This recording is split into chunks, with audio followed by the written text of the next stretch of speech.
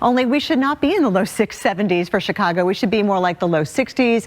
Minneapolis, we should be in the mid to upper 50s. So that 69 degrees is definitely warm for you. Mid 70s from Wichita to Oklahoma City. Very comfortable for maybe hanging out your fall decorations, your Halloween decorations. Gorgeous conditions for the Ohio Valley down toward the southeast for tomorrow. And even the northeast, we're going to start to feel that warmth here as well. I know it's been pretty chilly, especially during the mornings, but we're going to be going 15 to 25 degrees above average.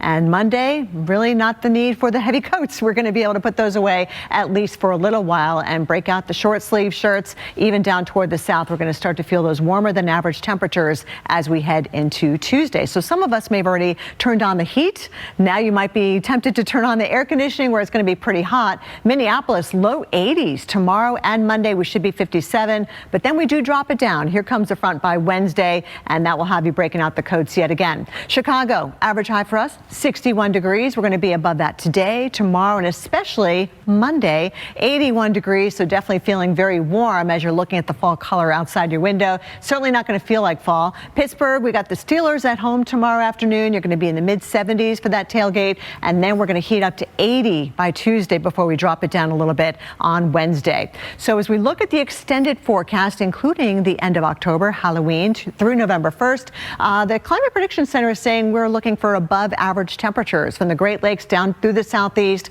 A little bit cooler than average, though, for the west coast. And as far as your temperature outlook, just for the month of November, it is trending a little bit warmer for much of the country. Reynolds? Okay, Kelly. Well, amazing efforts in western North Carolina. But remember, it takes a while for these rivers and creeks to come back down. We still have the Cypress Creek and even the St. Johns River in major flood stage this morning.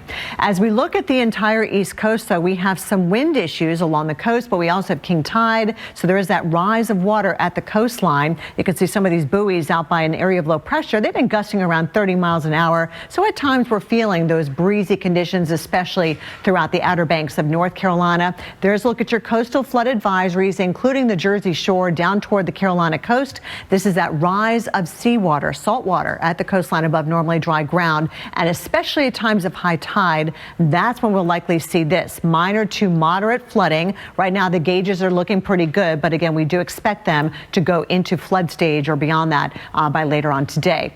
We also have the coastal concerns here on the east side of Florida. Note the wind direction. It's an onshore wind for us.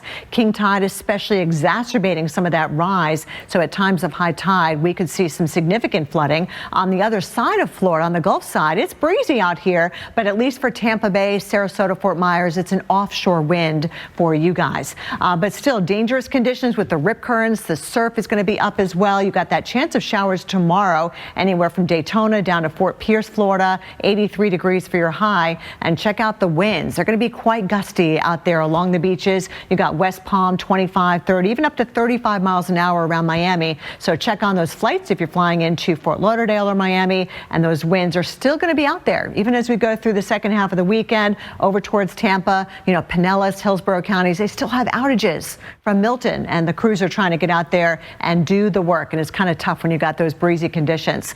All right, your high tide cycle for Jacksonville, Florida, it is coming up at around 12:11 this afternoon. And it is an onshore wind for you guys. Remember, the St. Johns River goes north and then tries to go out into the Gulf, but it's going to be tough when you got that persistent east wind. The next high tide is going to be just after midnight later on tonight through tomorrow morning. For Miami, also a very significant onshore wind for us. High tide at 11:06 this morning, and then another one at 11:14 this evening. Reynolds? Well, Kelly, dangerous winds and dry air. Feeling fire.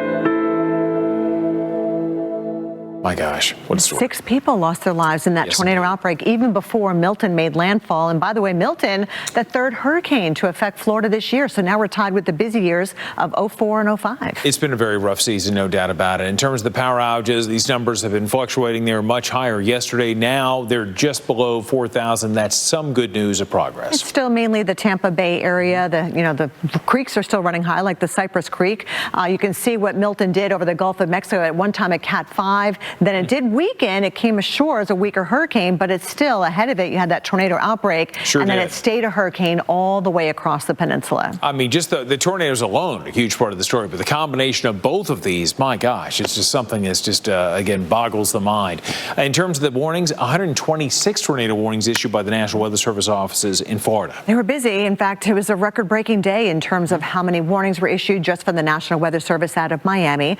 We do have the coastal concerns, especially with king tide still in play. You've got that water rise along the East Coast and even windy on the other side, but at least it's an offshore wind for Tampa Bay. Fort Pierce, you've got one day where we do expect some rain showers. It could be just sporadic, not a total washout for your day, but on other sides of it, this week. Good weather for getting out there to rake some of those leaves and doing those outdoor chores around the house.